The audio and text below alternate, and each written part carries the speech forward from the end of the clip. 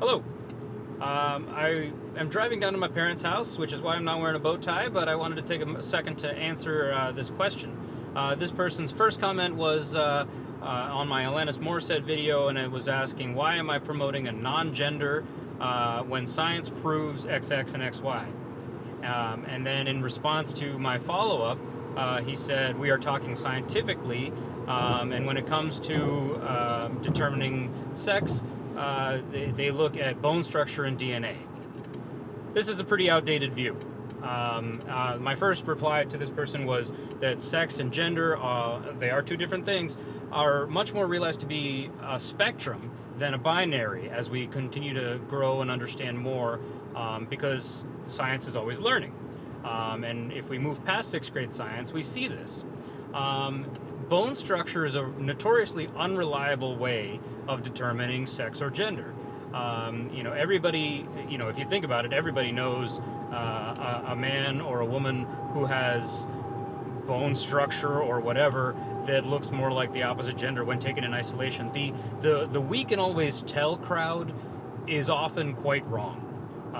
Just recently there was a picture where they were making fun of Danielle Radcliffe's significant other, who is a cis woman, for being trans, when it was really, maybe it was just an unflattering picture of her or whatever, but they were wrong, and it was pretty disgusting, actually.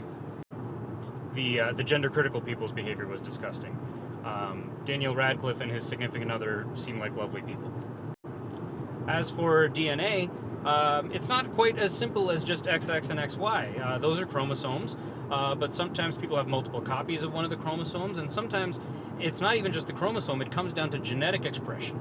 There's a gene called SRY that is usually found on the Y chromosome, and that's what's responsible for a lot of the expression of male phenotypic characteristics. However, sometimes the SRY gene is not found on the Y chromosome. Sometimes it's on the X chromosome, sometimes it's elsewhere. And so those people, their Y chromosome isn't actually doing very much for their male phenotypical expression. And so there's a wide variety of these things that are intersex and other things that where sex and gender is not a binary. And people will say, oh, those are genetic anomalies.